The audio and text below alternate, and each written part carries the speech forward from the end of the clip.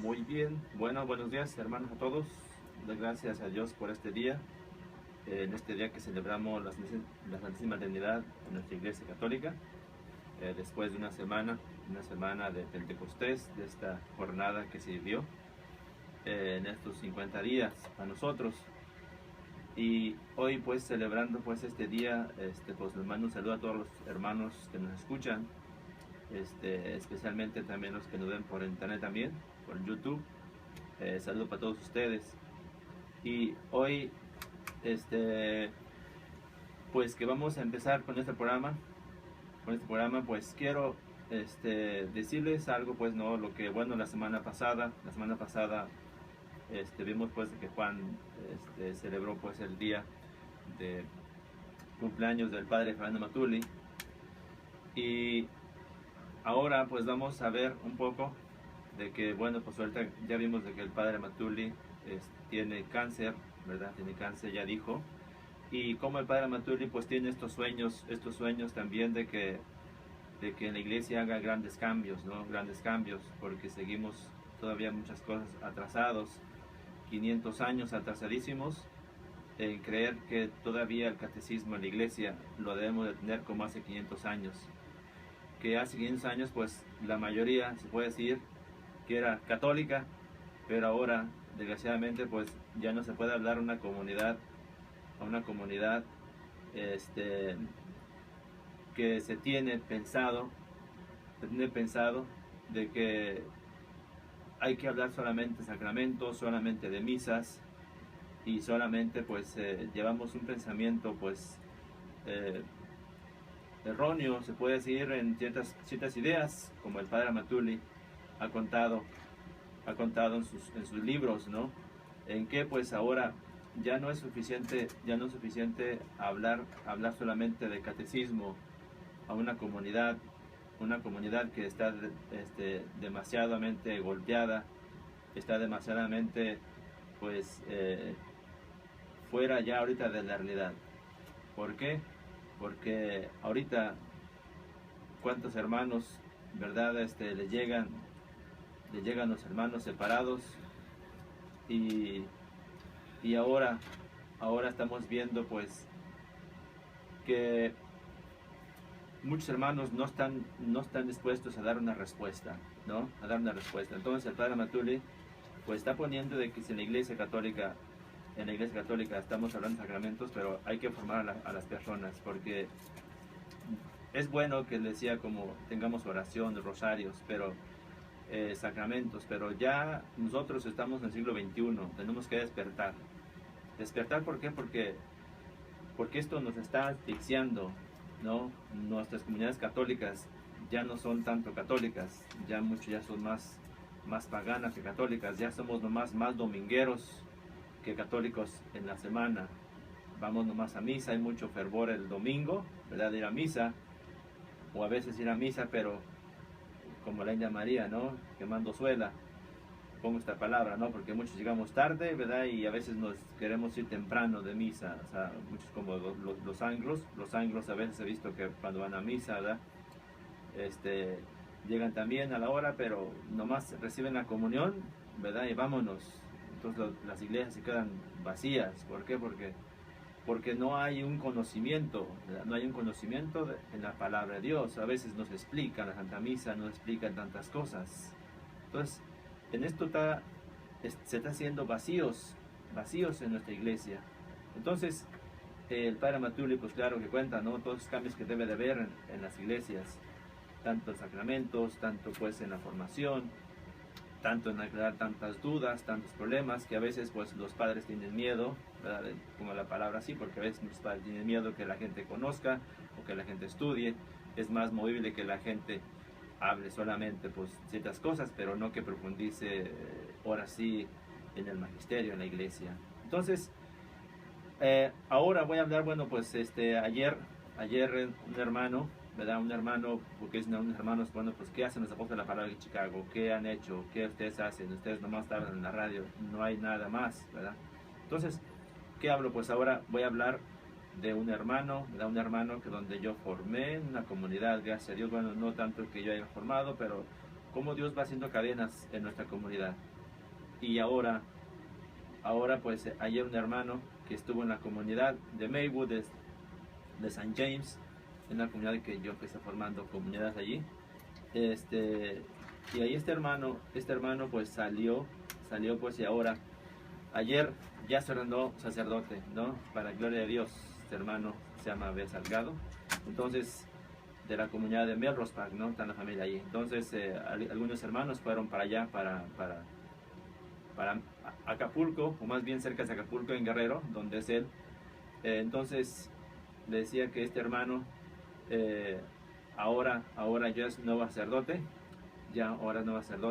y gracias a Dios, pues, hay hermanos que siguen preparando, siguen saliendo de las misiones donde se está dando formación. Han entendido la vocación, han entendido qué grande es Dios para nosotros, especialmente pues ahora en esta semana que celebramos pues el cumpleaños del Padre Amatuli, y también pues en el mes que viene vamos pues también ahora a celebrar también lo que es los 50 años del movimiento, del sacerdocio del Padre Fabiano Amatuli, ¿no? Y en agosto pues celebrar pues lo que es la fiesta del apóstol, ahí se va a celebrar los 50 años del sacerdocio del Padre Fabiano Amatuli.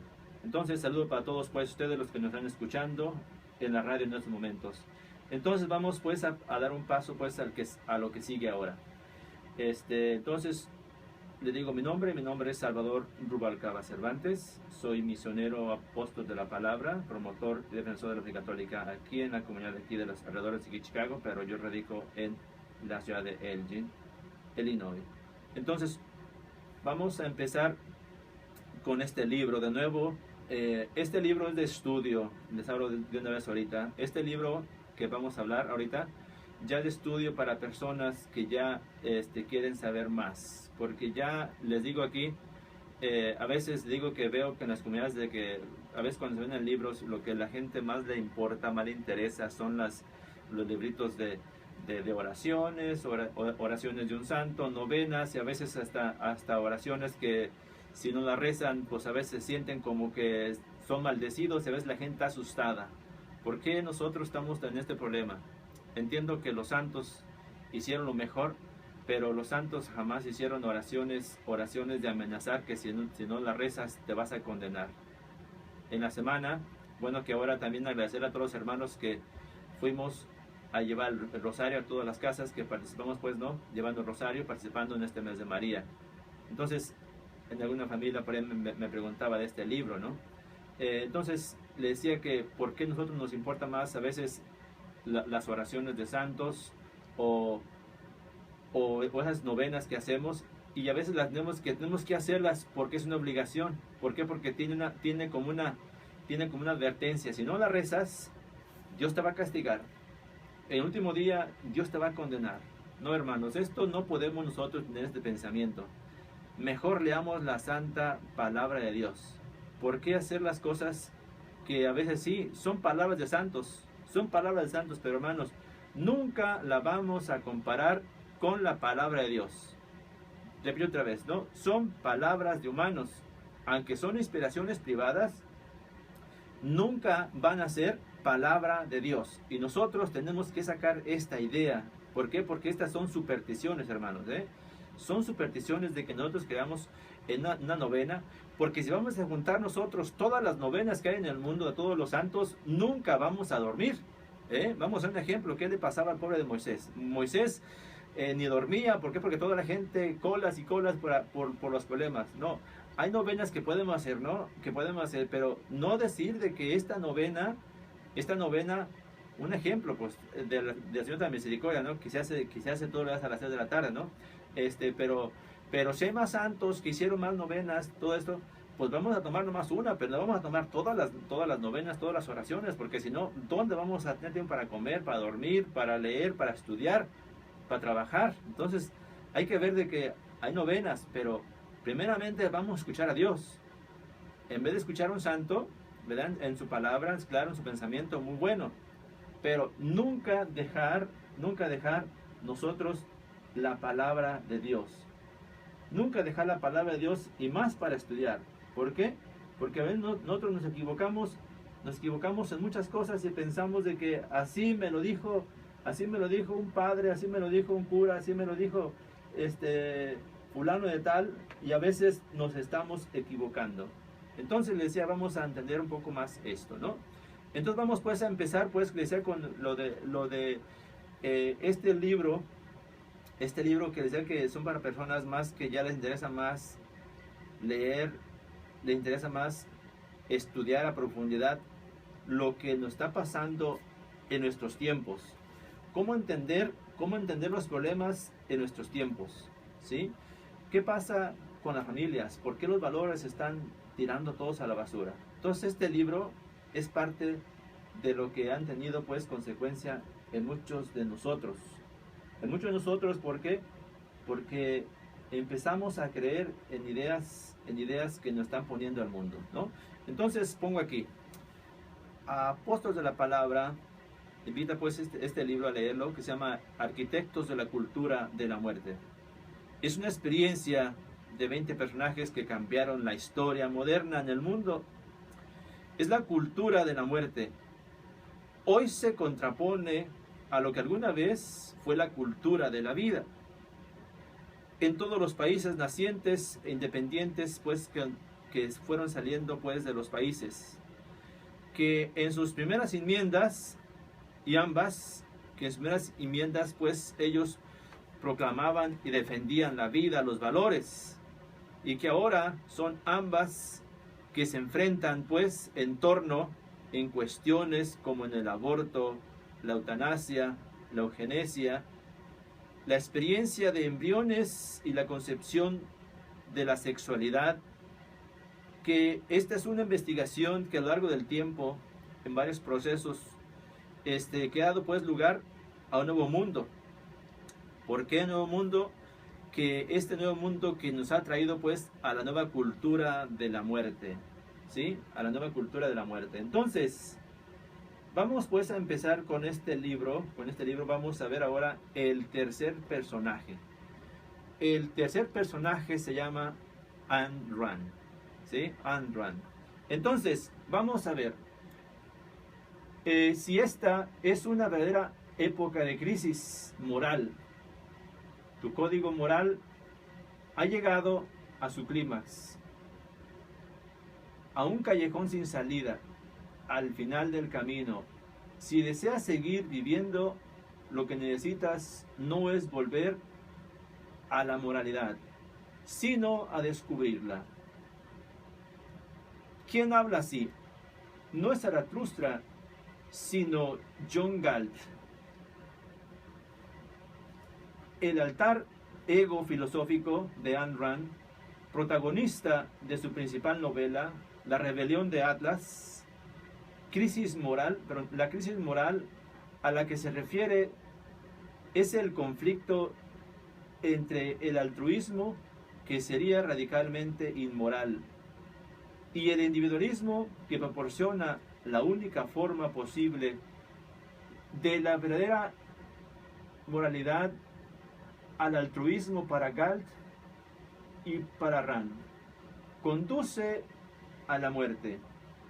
El individualismo que nos señala la única senda que conduce a la vida. De este modo, para poder vivir con un mínimo grado de autenticidad, debemos abandonar el código inmoral del altruismo y abrazar la vivificadora práctica del individualismo. Según Ayn Rand, a lo largo del curso de la historia han existido tres grandes visiones de la moralidad. Las dos primeras son místicas, lo cual para ella es lo mismo que ficticias o no objetivas. La tercera es objetiva. Es algo que puede ser verificado por los sentidos. En un principio, imperaba una visión mística por la cual se consideraba que la fuente de la moralidad era la voluntad de Dios. Esto no es compatible ni con el ateísmo de Rand ni con su objetivismo. En su debido momento se abrió paso a una visión neomística en la cual el bien de la sociedad desplazó a la voluntad de Dios. El defecto esencial de esta visión, como el de la primera, es que no tiene correlato alguno con la realidad objetiva. No existe una entidad a la que podamos llamar sociedad. Nos advierte Rand, y dado que lo único que realmente existe son los individuos, el llamado bien de la sociedad degenera en un estado en el que algunos hombres están éticamente legitimizados para actuar conforme a sus caprichos o sus perversiones, y mientras que otros están éticamente obligados a gastar sus vidas al servicio de los deseos de los primeros. Solo la tercera visión de la moralidad es realista y digna de ser vivida. Se trata del objetivismo de Rand, una filosofía que se centra exclusivamente en el individuo. El individuo es lo único real, objetivo, y es el verdadero fundamento de la ética. De ahí, Rand puede postular la premisa básica de su filosofía. La fuente de los derechos del hombre no es la ley de Dios, ni la del Congreso, sino la ley de la identidad. A es igual a A. El hombre es igual a Rand. Reconoce Rand a Estados Unidos el mérito de ser la primera sociedad moral de la historia, porque es la primera sociedad basada en el reconocimiento de los derechos individuales. El individuo como tal se pertenece a sí mismo, no pertenece en modo alguno a Dios ni a la sociedad. Un corolario de la premisa básica de Rand es que el altruismo, el sacrificio de la propia y única realidad propia de la individualidad en favor de una realidad distinta a la que uno mismo es necesariamente autodestructivo y por lo tanto inmoral. Por eso llega a decir que el altruismo tiene en la muerte su fin último y su referencia de valor. En cambio, el individualismo cultivado a través de la virtud del egoísmo es el único sendero que conduce a la vida.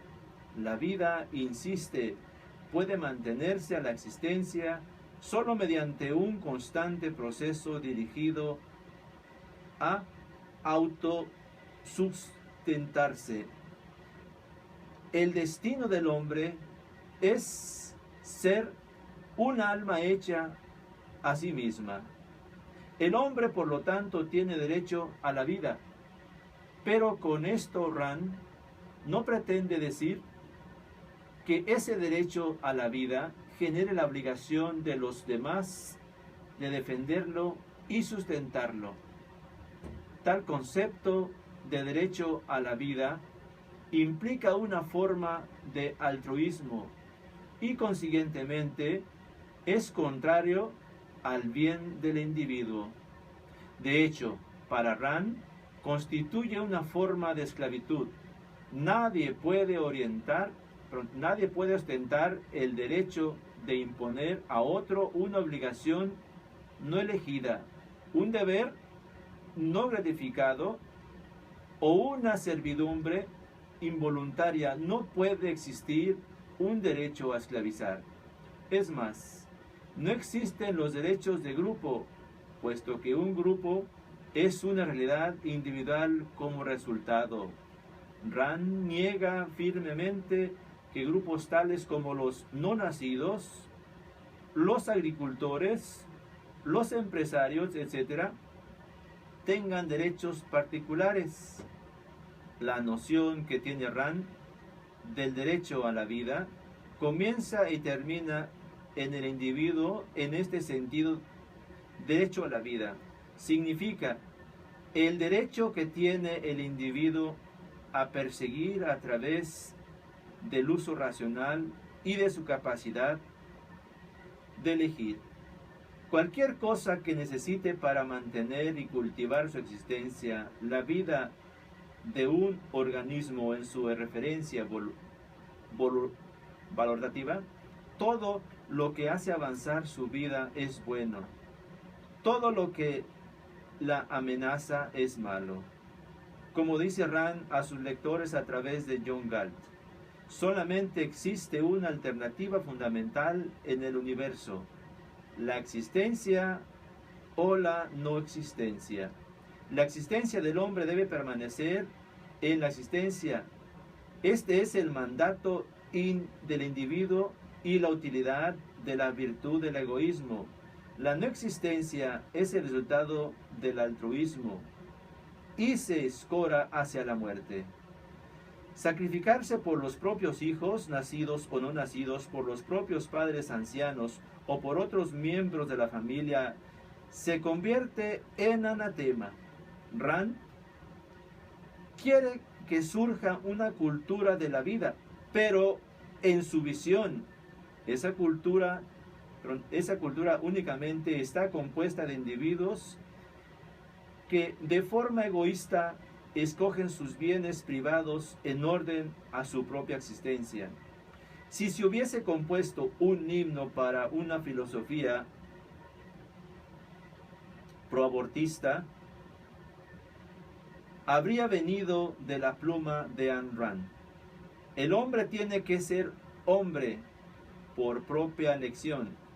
Tiene que considerar su vida un valor por propia elección. Tiene que aprender a conservarla por su propia elección. Tiene que descubrir los valores que requiere y practicar sus virtudes por propia elección. Un código de valores aceptados por la personal elección. Es un código de moralidad. Nunca filósofo alguno ha propuesto una visión de la vida más simple y directa que la de Rand. Hombre es igual a hombre. Existencia es igual a existencia. Solo los individuos son reales. Todas las formas del altruismo son inherentemente malas. No hay matices, ni paradojas, no hay sabiduría, no hay profundidad. Las cuestiones complejas dividen las realidades en simples dicotomías. Solo existe el individualismo y el altruismo, sin términos medios. En una ocasión le preguntaron si era capaz de exponer la esencia de su filosofía en el tiempo que pudiera permanecer apoyada sobre uno solo de sus pies. Fue capaz: metafísica, realidad objetiva, epistemología, razón, ética e interés propio, política, capitalismo. A pesar de la evidente superficialidad de su filosofía, Rand se consideró a sí misma el mayor filósofo de la historia desde Aristóteles. En la virtud del egoísmo, compara la ética de la ayuda a los demás con la insatisfacción que se experimenta cuando se intercambian regalos de Navidad, ni deseados ni elegidos. El cuento más encantador de O. Henry, El regalo de Reyes, nos ofrece un contraste interesante en la visión de Rand. En el cuento, dos esposos de escasos recursos pero muy enamorados intercambian regalos de Navidad.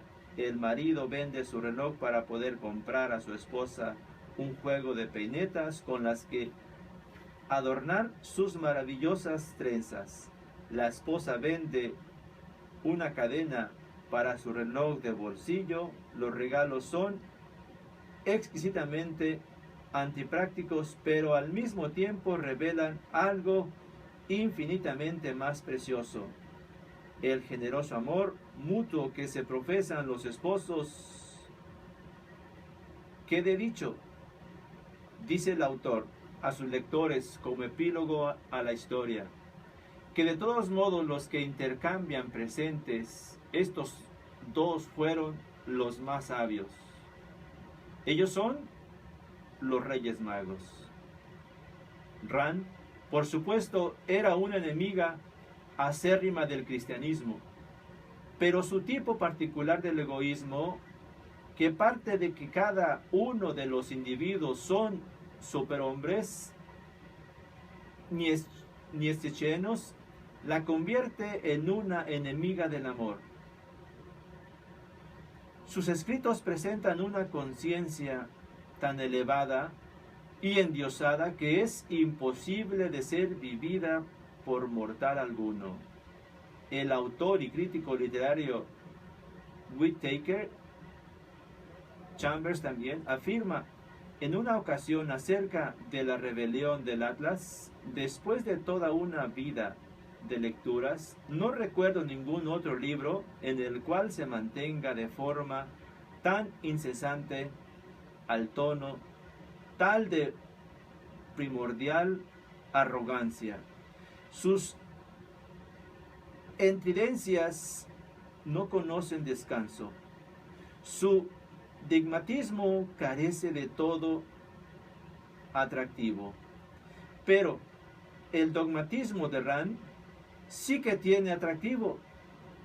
Sus 13 libros han vendido más de 20 millones de ejemplares según el US News and World Report.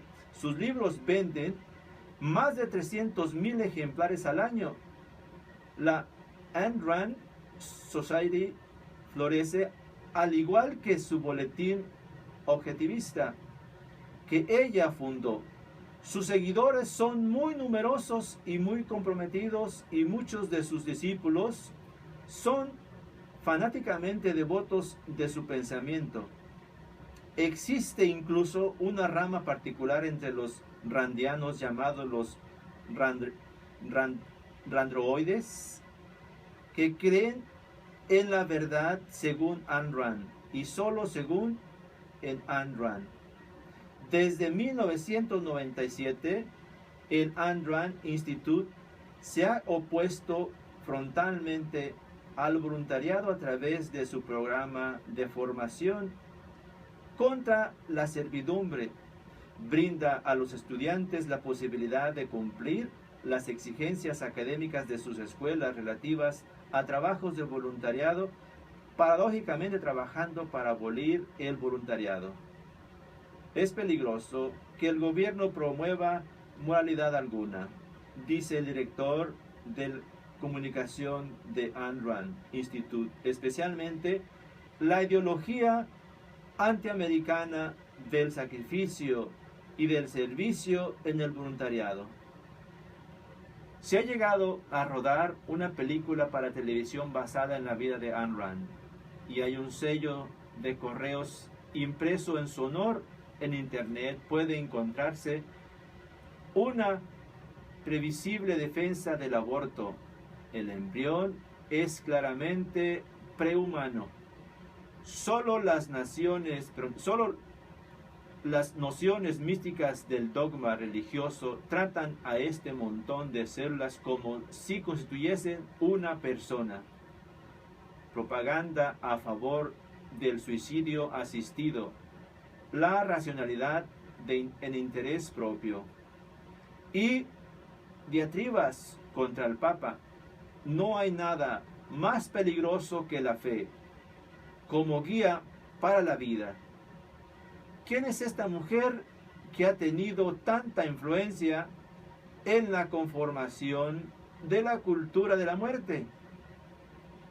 Nacida en Petersburgo, Rusia, en 1905, su verdadero nombre era Alice Rosbaum. Abandonó su país natal a los 21 años, horrorizada en lo más profundo de su ser por los planteamientos anti-individualistas del colectivo bolchevique. Tras su llegada a Nueva York, sola con unos $50 en el bolsillo, se alojó con unos parientes en Chicago que durante un tiempo antes de trasladarse a Hollywood, donde trabajó en puestos diversos como camarera, en una guardarropa de un estudio, hasta que alcanzó el éxito económico con sus escritos. En 1938 escribió Athearn Himno, una novela breve de ciencia ficción que describe un mundo colectivista donde está prohibido pronunciar la palabra yo. El verdadero éxito, sin embargo, no le llegó hasta la publicación en el año 1943, después de su rechazada por 12 editoriales. El manantial. Esta desaforada obra de 754 páginas, que posteriormente sería llevada al cine con Gray Cooper, en el papel protagonista es la glorificación de un genio de la arquitectura que se niega a plegarse a las presiones burocráticas. Según la guionista Nora Ephron, a pesar de sus grandes pretensiones, es un libro ridículo.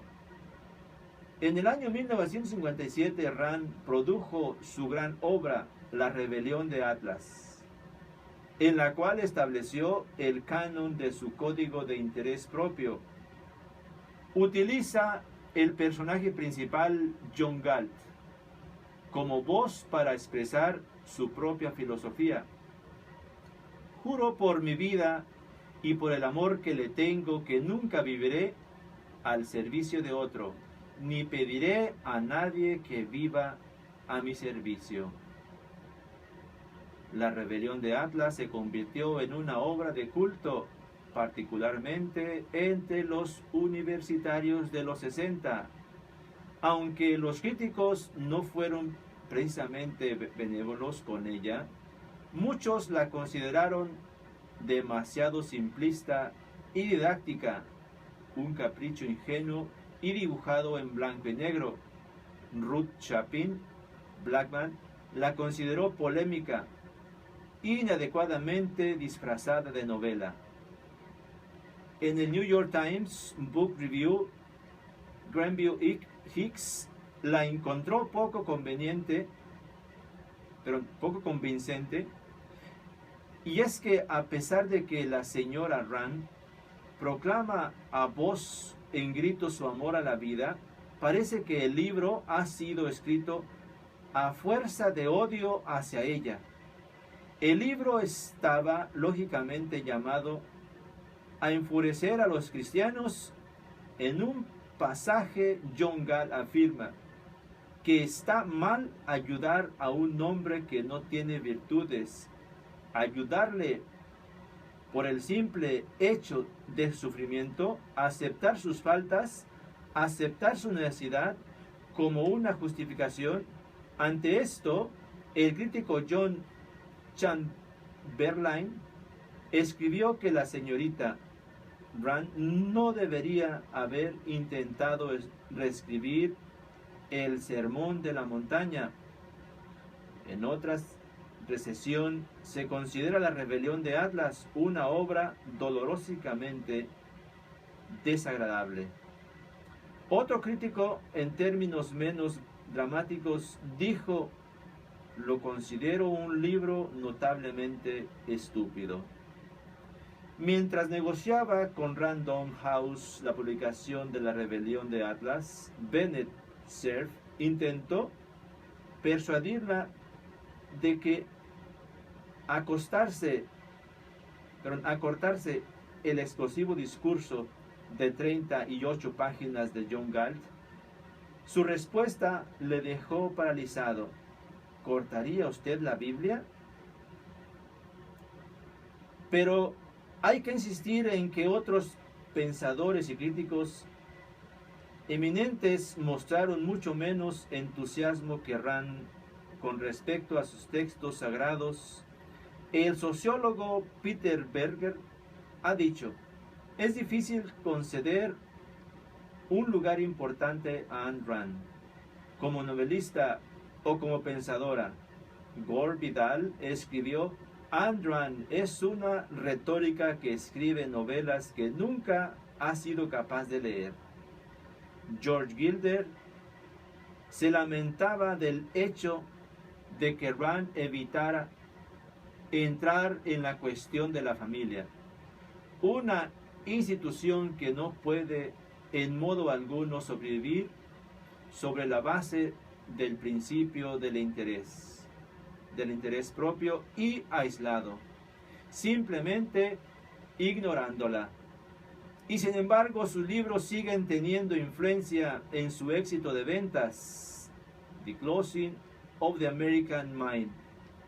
Alan Bloom subraya: pensando en los estudiantes universitarios, siempre hay una chica que menciona El manantial, un libro que a duras penas puede ser calificado de literatura que, con su firmeza infranieschechana, excita a ciertos jóvenes más o menos excéntricos en una nueva forma de vida.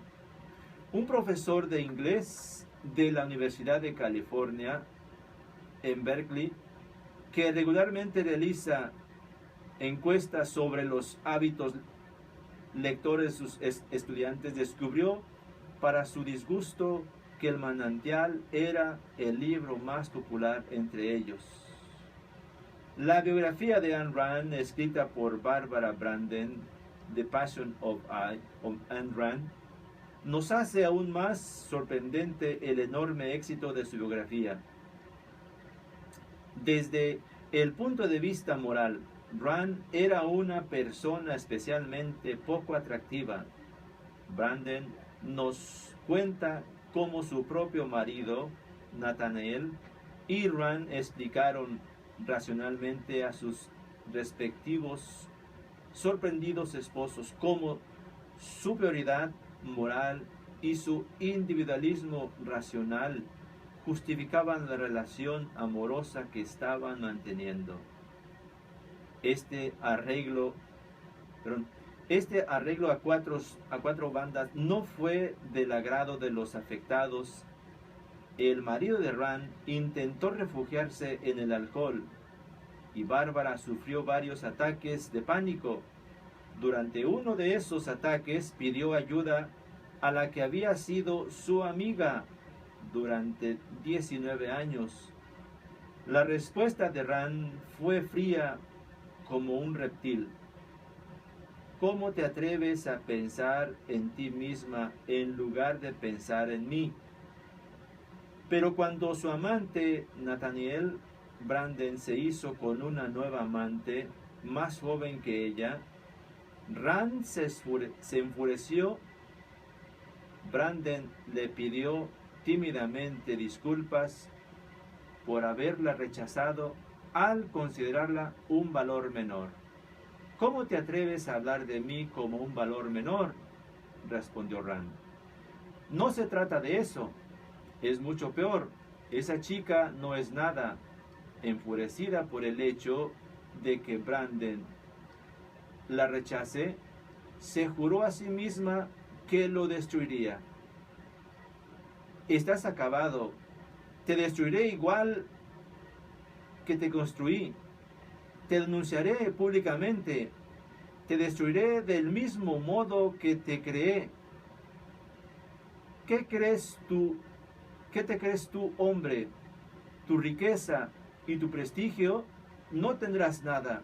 Te quedarás tal como comenzaste, tal y como llegaste a mí, tal y como habrías permanecido sin mí. No habrías conseguido nada si no te hubiese dado mi vida. Yo lo hice todo. Tú te has atrevido a rechazarme. No satisfecha con su juramento de hacer todo lo que estuviese en su mano para llevar a Branden a la ruina pública, y por supuesto nada dispuesta a permitirle que expresarse su propia individualidad, Rand lo maldijo a la vez que le propinaba 3 bofetadas seguidas.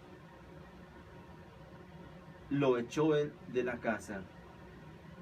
Si te queda un solo gramo de moralidad, un solo gramo de cordura, permanecerás impotente durante los próximos 20 años. Y si te queda algo de potencia sexual, sabrás que es señal de una degradación moral aún mayor. Este lamentable episodio no fue un suceso aislado. Barbara Branden nos cuenta cómo Rand se las arregló para hacer desgraciados a todos los que tenía a su alrededor. Al final de su vida apenas tenía amigos. Despreciaba incluso a sus seguidores. Cuando falleció en el año 1982, a los 77 años de edad, sobre su ataúd lucía una representación de casi 2 metros del signo del dólar. Su filosofía, que había adoptado desde temprana edad, no hizo sino contribuir a asegurar su soledad. Nada de lo que existe me proporcionó ningún placer relevante, y progresivamente, a medida de mis ideas se desarrollaban, fue creciendo más y más en mí el sentimiento de soledad. Pero era inevitable que una filosofía que se centra en un mismo y excluye a todos los demás, acabase dejando a quien la practicaba en el más completo aislamiento y en la más intensa soledad.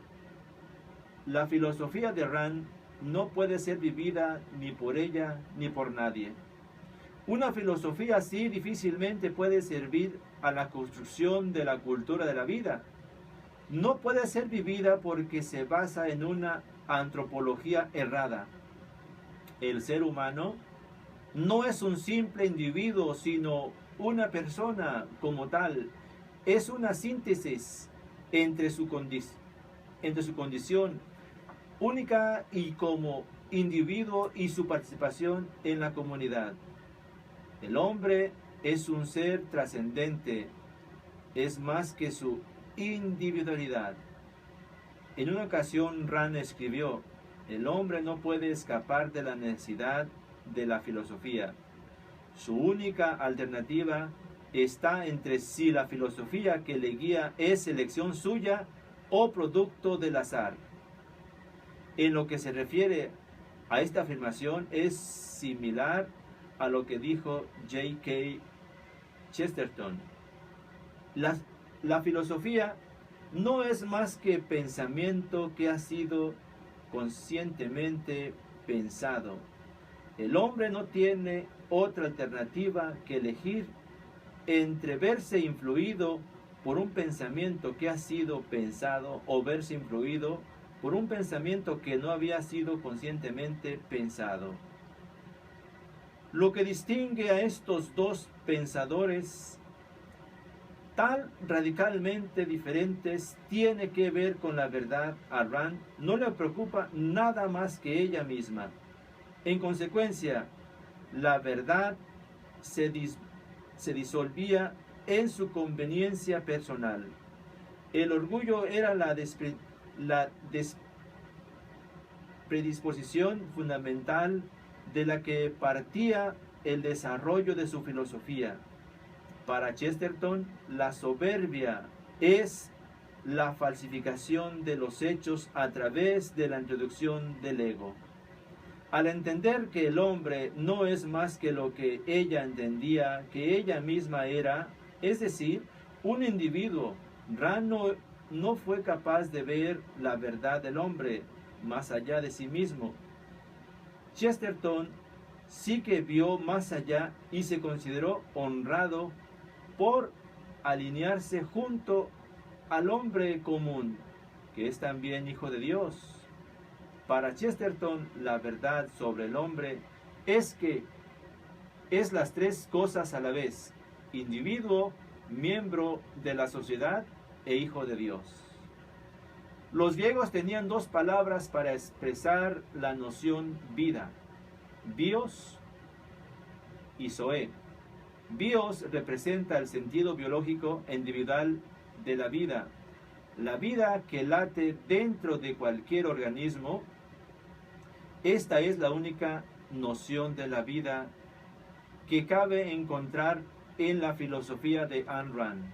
Zoe, por contraste, es la vida compartida, la vida que trasciende al individuo y que le permite participar en una vida más amplia, más alta y más rica.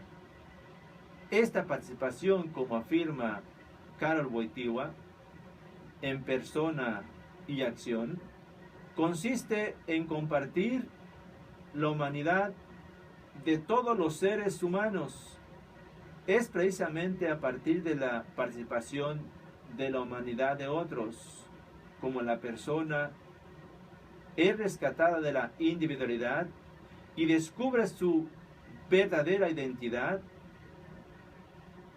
En Mero Cristianismo, Lewis subraya que el simple bios tiende siempre a desfallecer y desgradarse.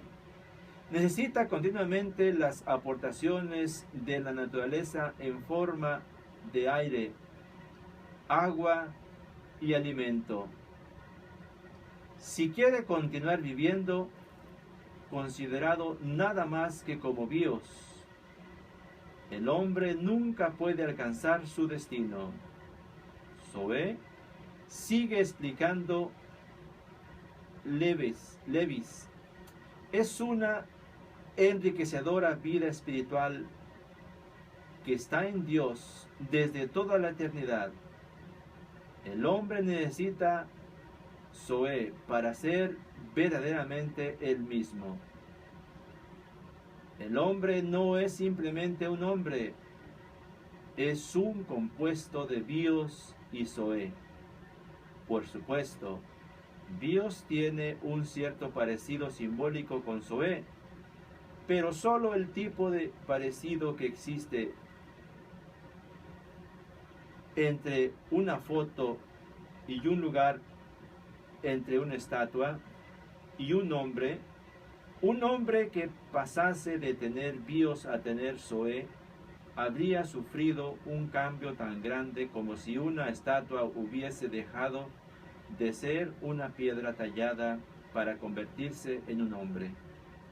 Y así se hace evidente como la transición de bios a zoe, de vida individual a vida personal y espiritual, de egoísmo a amor al prójimo. Es también la transición de una cultura de la muerte y una cultura de vida. Hasta aquí, hermanos, va a ser el tema de hoy de Ayn Rand. Como hemos visto, pues, ya en esta tercera personaje de la filosofía de la cultura de la muerte. Ahora voy a dar mi número de teléfono para si algunos me quieren comentar después de la radio, me quieren mandar un mensaje también.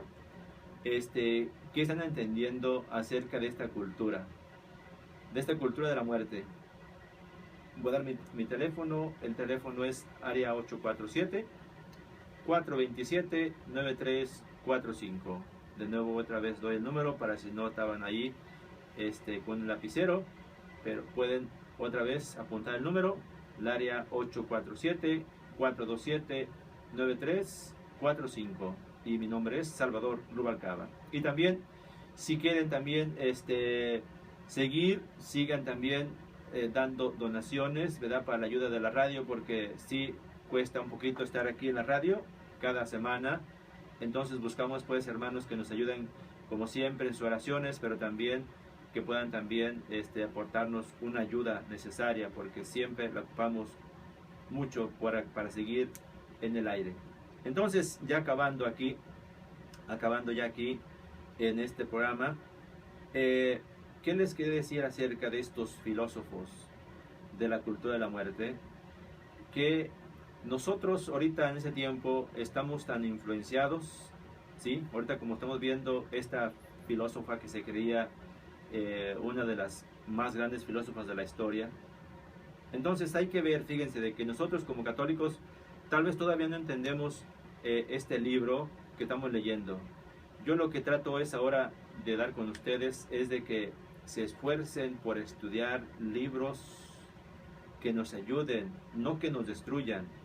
Nuestros hijos actualmente, como habla aquí este relato de esta filósofa, ¿cuántos millones de libros venden?